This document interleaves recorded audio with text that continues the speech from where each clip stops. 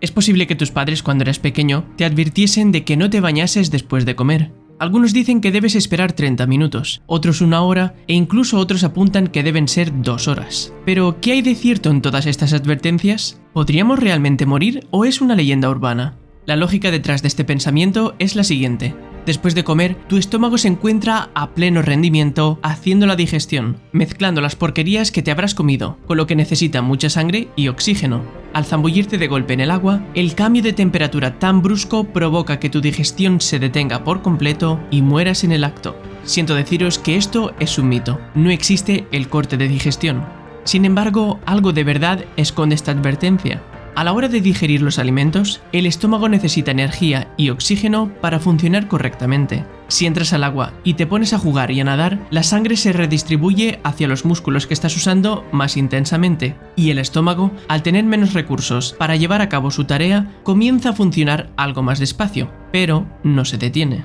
Esto podría llegar a causarte algún mareo, náusea o vómito. Y si tuvieses mala suerte, estando en aguas profundas, solo y sin supervisión, las cosas se podrían complicar. Pero estamos hablando de probabilidades muy bajas en cualquier caso, con lo que no os debería preocupar a menos que hicieseis una larga carrera a máxima intensidad hacia mar adentro con el estómago lleno. Los nadadores profesionales tienen cuidado de no competir con el estómago lleno, pero se aseguran de haber comido lo suficiente para tener el combustible necesario para rendir al máximo. Cuando los nadadores de resistencia realizan distancias muy largas, consumen alimentos incluso durante la carrera.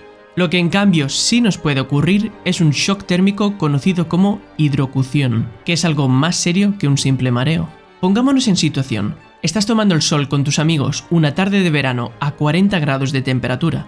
Decides entonces lanzarte de lleno al agua, con la que puede que haya una diferencia de temperatura de unos 20 grados. Este contacto brusco entre tu piel caliente y el agua fría es lo que puede producir un shock térmico, y esto ocurre independientemente de si estás realizando o no la digestión, aunque lo cierto es que una comida copiosa no es lo ideal para este tipo de situaciones. Este shock desencadenaría una parada cardiorrespiratoria y tu única esperanza es que alguien que esté por ahí sepa reaccionar a tiempo y realizarte una reanimación cardiopulmonar antes de que fallezcas. Pero al igual que en los mareos por la digestión, las probabilidades de que esto ocurra son muy bajas, aunque no imposible. Lo mejor que puedes hacer es seguir lo que nos dicta el sentido común, pero te dejo un par de consejos para que los apliques en estas situaciones. Si tu cuerpo se siente muy caluroso, has estado mucho rato expuesto al sol, has estado practicando algún deporte, el agua está inusualmente fría o has comido como un cerdo, intenta meterte poco a poco al agua, mojándote gradualmente las distintas partes del cuerpo. Además, evita llevar a cabo ejercicios muy intensos ya dentro del agua. Y por supuesto, evita el consumo de alcohol y drogas antes de bañarte.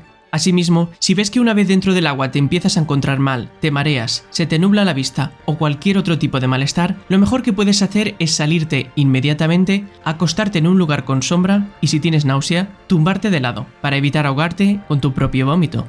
En resumen, sigue el sentido común para disfrutar de tu merecido descanso.